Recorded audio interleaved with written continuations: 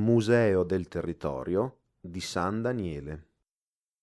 L'attuale sede del Museo del Territorio era in origine un convento, le cui dimensioni rispecchiavano all'incirca quelle attuali.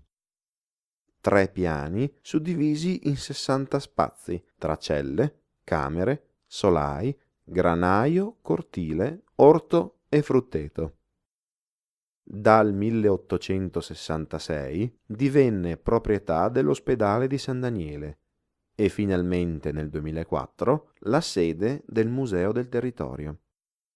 Il primo nucleo museale può essere considerato a pieno titolo il lascito del professor Giuseppe Vidoni, psicologo sandanielese, che stabilì di donare alla comunità il suo patrimonio artistico. A questo primo lascito si unirono ulteriori donazioni, come le collezioni Contardo e Gattoli, il materiale di scavi archeologici e di ricerche etnografiche, oltre al deposito conservativo delle opere sottratte ai danni del terremoto del 76.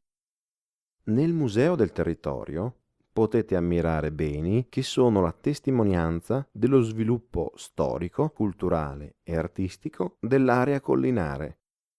Un patrimonio che comprende anche una grande varietà di oggetti del Novecento, provenienti dai mondi artigianale e contadino.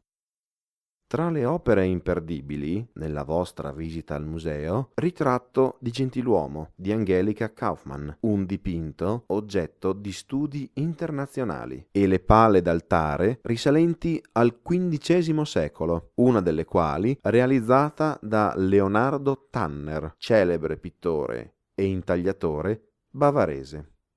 Per maggiori informazioni e visite guidate, consultate l'ufficio turistico Pro San Daniele di via Roma 3 oppure visitate il sito infosandaniele.com.